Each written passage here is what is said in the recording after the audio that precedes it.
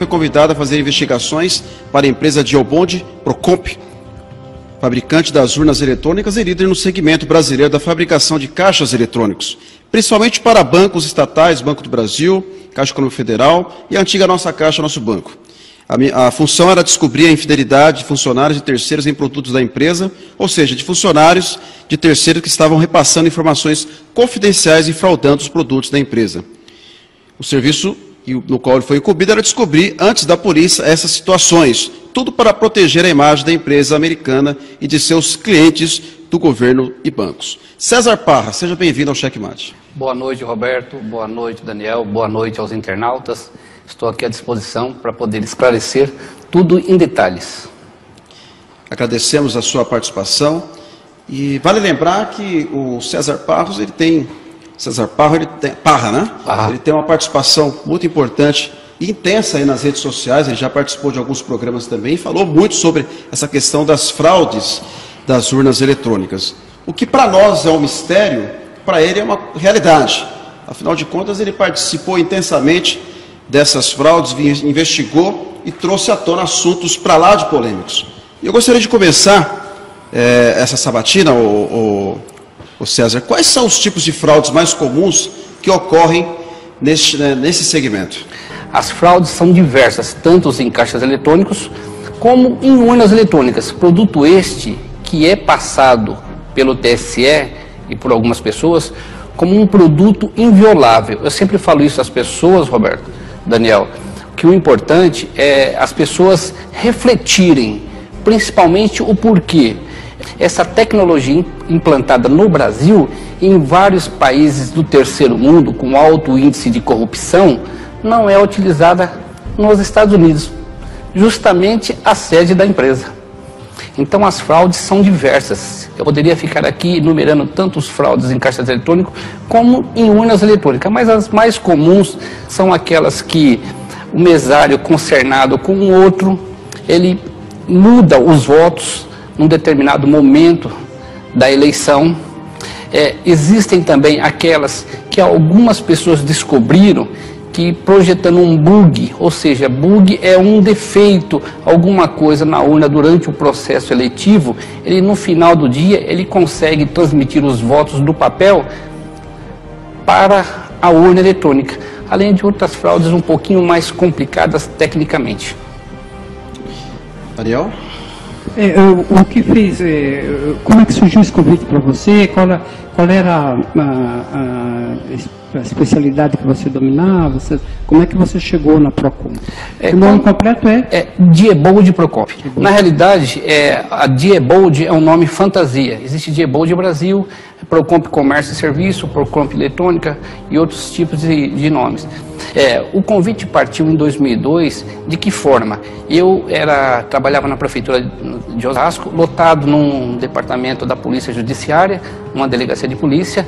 Eu ouvi uma conversa de alguns policiais que a empresa estava fazendo algumas investigações, alguns policiais realmente faziam alguns bicos relacionados à empresa, clonagem de cartão, e eu me antecipei e liguei. Foi feita uma reunião previamente, eu passei algumas situações, então eu adentrei a empresa, recebi um bom salário, eu tinha informações privilegiadas. Por quê? Porque eu estava dentro da empresa, diferente das pessoas que trabalham no TSE ou que trabalham em qualquer outro segmento ou na própria polícia. Porque eu dormia com a urna e com o caixa eletrônico. Tudo o que eu precisava saber, eu tinha nas minhas mãos, não só eu, como outras pessoas, Daniel. Então eram passadas as informações para mim e eu saía a campo. Era uma situação muito fácil, porque as informações eram mastigadas, Daniel. Porque você estava dentro da empresa e lá você tinha a seu bem prazer tudo que você precisava. Os técnicos, os engenheiros, os analistas, entendeu? Então toda a informação vinha mastigada. Então era muito fácil você chegar numa situação onde havia algo ilícito ou não. Isso para iniciar um processo de investigação. Justamente. Você tinha acesso às informações para isso. Justamente, eram chamadas de sindicâncias. Perfeito, muito boa sua colocação. Eram chamadas de sindicâncias. Quando envolvia a urna ou algum produto assim que poderia trazer um constrangimento maior, ou seja, manchar um pouco a imagem, que tornou-se um vulto maior, nem se abria sindicância.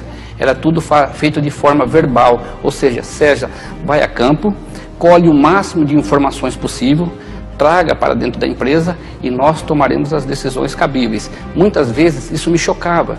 Por quê? Porque as decisões deveriam ser tomadas de que forma, Daniel? Isso não é uma denúncia, mas é uma coisa para que as pessoas fiquem bem claras.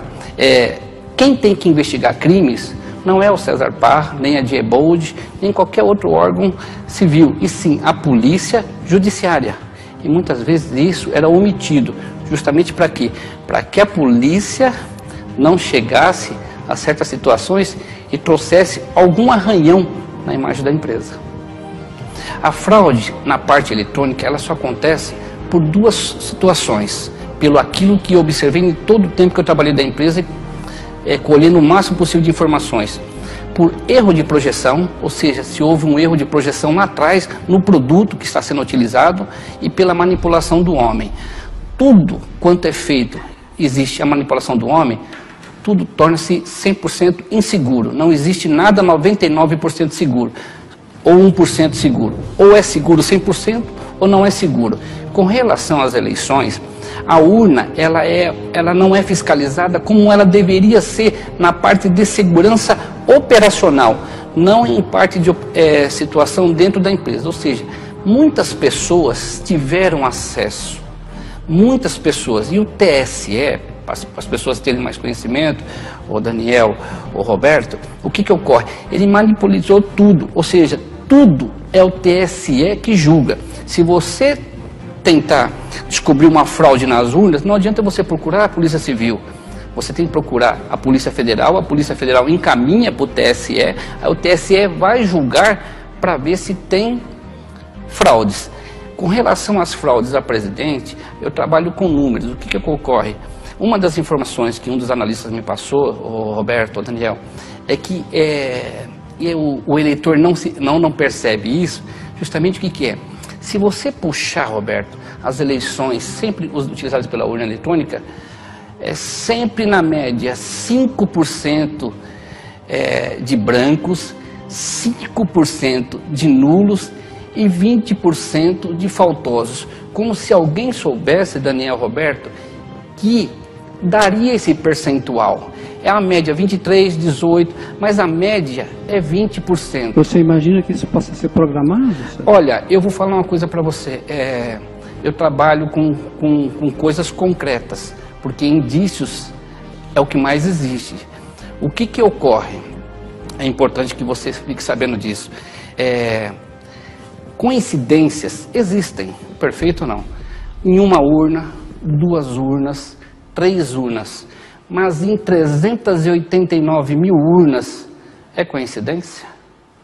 Ou seja, se vocês pegarem, isso é um deixo para os candidatos, até que eu achava que isso ia chegar no final da conversa, mas é bom que vocês toquem nesse assunto. A coincidência que você se refere é a repetição desses percentuais? Justamente. É muita coincidência em 389 mil urnas. Eu acho que não é coincidência, né? Ou seja, era muito fácil, Daniel, você pegar 10, 15 pessoas de má índole e infiltrar, que teriam acesso, poderiam fazer certas situações que o homem de má índole pode fazer. Agora, esse tráfego que você citou em relação à eventual constatação de irregularidades, tinha que passar primeiro pela Polícia Federal e depois voltar ao TSE, é porque a eleição é uma questão de segurança nacional, é isso? Perfeitamente, só que é justamente isso que não ocorria, porque urnas encontradas, urnas clonadas encontradas, situações que demonstravam que houve erro em algumas situações, porque a urna era programada no momento, depois ela é reaberta no outro, no log aparecia certas situações nebulosas, que deveriam ter um pouquinho mais a fundo, mas é aquele negócio, como é que eu vou ir contra mim mesmo? Ou seja, o TSE ele nunca vai julgar e falar assim, olha, eu não sou competente, eu errei. Isso não é tão seguro como parece. Eu comento isso na área de segurança. Ou é seguro 100% ou não é seguro. Não existe, Daniel, 99% e 1% de insegurança. Então não é seguro. Você veja bem, há poucos dias atrás, o TSE, sempre próximo das eleições, ele lança uma situação para que alguns técnicos vão lá, convidados, tentar violar as urnas. perfeito? Só que ele priva essas pessoas de certas situações.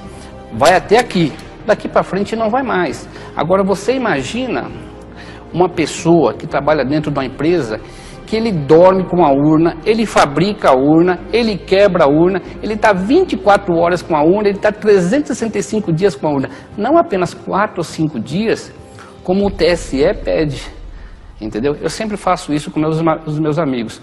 Pega uma urna e dá para uma pessoa e fala assim, ó, fica aí 5 meses, 6 meses, depois você tenta fraudar. Não privar. Então, realmente, a gente passou a acreditar que a mentira é verdade. Aproveitando exatamente esse teu conhecimento nessa área de urnas eletrônicas, inclusive com as empresas que o senhor trabalhou, o senhor tem conhecimento de alguém que tenha se beneficiado com essas fraudes, politicamente falando? Se você pesquisar um pouquinho mais, se você procurar, o seu internauta vai observar que na parte do Nordeste, algumas pessoas nas pesquisas não iam ganhar nunca, nunca. Porque a diferença era muito grande, porque a pesquisa sempre dá 4 para cima, 4 para baixo.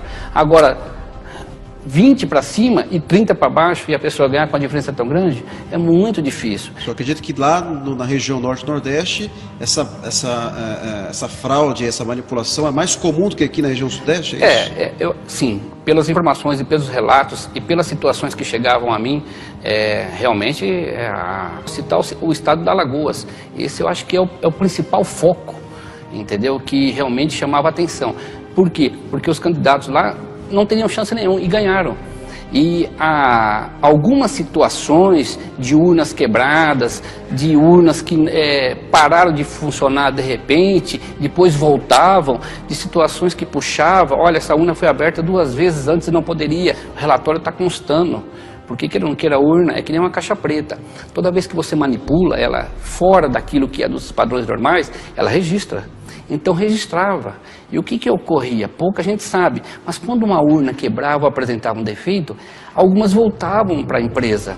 E lá eles me chamavam. Muitas vezes, sigilosamente, porque tinha outros funcionários. Mas eu sempre tinha um funcionário que era meu amigo, que era meu confidente e que era a pessoa que passava informações. Então ele me mostrava, César, isso aqui não está correto. Eu falei, por quê? Porque olha bem, olha essa situação. Então isso me chamava a atenção. Eu relatava isso para os meus superiores e muitas vezes era um pedido para mim não continuar. Mas como eu sou curioso de nascença, mesmo às vezes os meus superiores não sabendo, eu continuava a investigar. Porque antes de ser funcionário, eu sou um cidadão, eu sou um eleitor.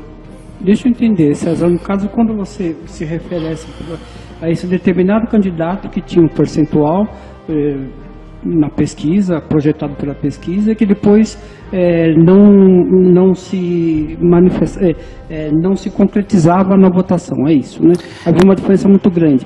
Em tese, esse sujeito foi lesado, ele não interessava que ele vencesse a eleição, é isso? Eu levei essas informações para um analista da empresa, um engenheiro da empresa, e falei, olha, chegou essa informação assim, assim, assado. Ele falou, César, uma pessoa com autoconhecimento que mexer com a urna, fique de olho nas pesquisas, César. Por quê? Porque olha essa cidade, e ele citou uma cidade, se vocês me permitirem, eu até cito a cidade.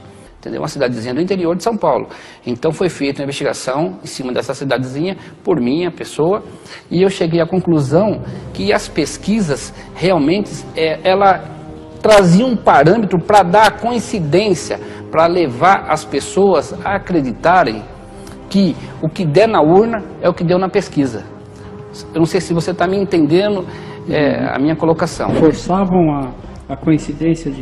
Nessa cidade, basicamente, eu fui atrás das pesquisas e pedi para uma pessoa ir ver onde era o instituto e era um bar. Mas César, se chegasse hoje uma autoridade que se interessou por essa investigação, você teria como provar isso? Com papéis, com dados, para que você tivesse embasamento legal, para que você não tivesse só uma participação, por exemplo, num programa de TV e ficasse eras por elas. Se você fosse pressionado, falou, César Pá, prova o que você está falando. Você tem como provar isso? Sim, claro.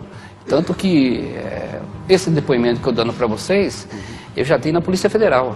Eu mesmo me coloquei à disposição da Polícia Federal. A Polícia Federal estava investigando uma outra situação e eu fui até a Polícia Federal.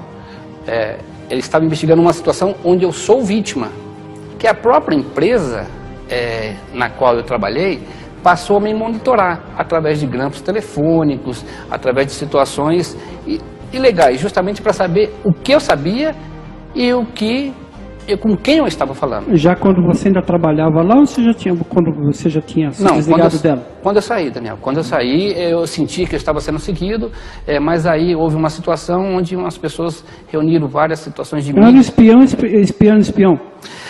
Eu não esperava essa atitude da empresa, porque justamente o que acontece? A minha parte eu fiz. Porque toda vez que foi pedido para mim fazer uma investigação de campo, Daniel, relacionado não só às urnas como caixa eletrônico, porque o principal carro-chefe era os caixas eletrônicos, as fraudes nos caixas eletrônicos. Então, realmente, eu me dediquei demais e eu acho que trouxe um desconforto.